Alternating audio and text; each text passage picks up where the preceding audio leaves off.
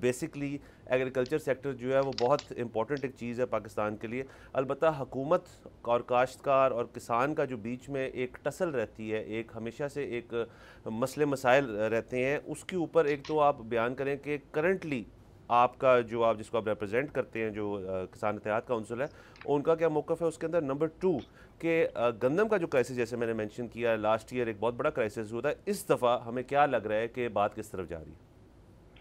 जी, बहुत शुक्रिया जी। पहली बात तो ये है कि मैं आपको अर्ज़ करता चलूँ कि जो गंदम है, ये तमाम फसलों का इंजन है। गंदम बेहतर होगी, उसका रेट अगर अच्छा मिलेगा तो पूरी ज़राअत बेहतर होगी। गंदम का अगर काश्तकार को रेट नहीं मिलेगा तो पूरी ज़राअत का भट्ठा बैठ जाएगा। उसका मैं अब सबूत देता हूँ कि जब 3900 रेट हुआ, काश्तकार को अच्छा रेट मिला, उसका रिज़ल्ट ये हुआ कि 2023-24 में आपको जो ग्रोथ मिली वो 6.5 थी जी।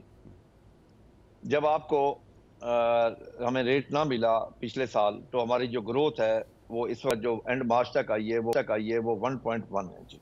यानी कि ना होने के बराबर है। हम ज़राअत में बहुत पीछे चले गए हैं जी।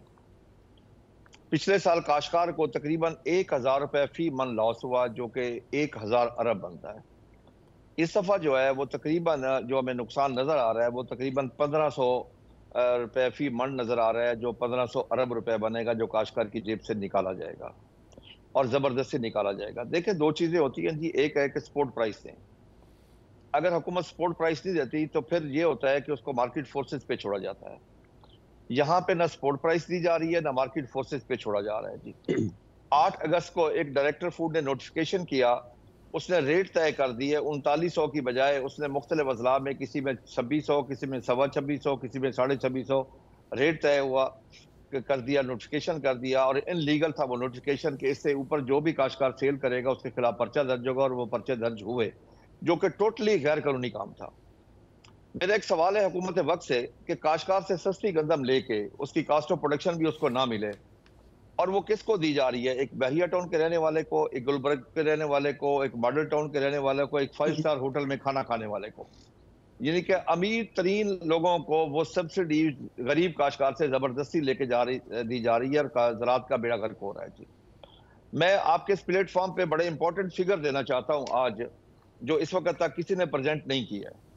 मैंने 4 माह का डेटा हासिल किया जी, दिसंबर, जनवरी, फरवरी, मार्च, यानी 2024 का दिसंबर और आगे मार्च 2025 तक, और पिछले साल 2023 का दिसंबर और 2024 के जनवरी, फरवरी, मार्च। सर, पिछले साल हमने चावल जो एक्सपोर्ट किया था वो 27,63,781 मेट्रिक टन था इन 4 माह में। इस साल हमने किया है 16,24,654 मेट्रिक टन।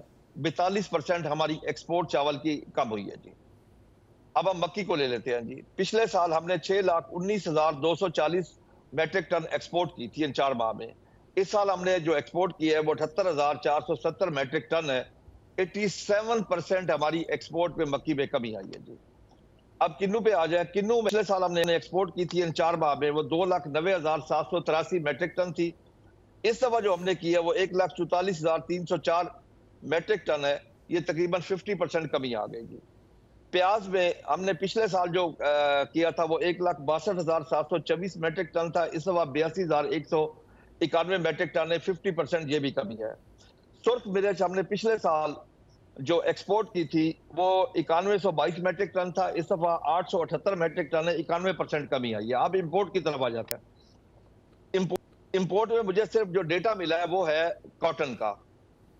कॉटन हमने जो पिछले साल हमने एक्सपोर्ट की थी वो थी 4,85,653 मेट्रिक टन, और इस दफा 1,95,193 मेट्रिक टन हमने एक्सपोर्ट की है। यानी कि तकरीबन ये बनता है 348% कम एक्सपोर्ट हुई है कपास इस दफा।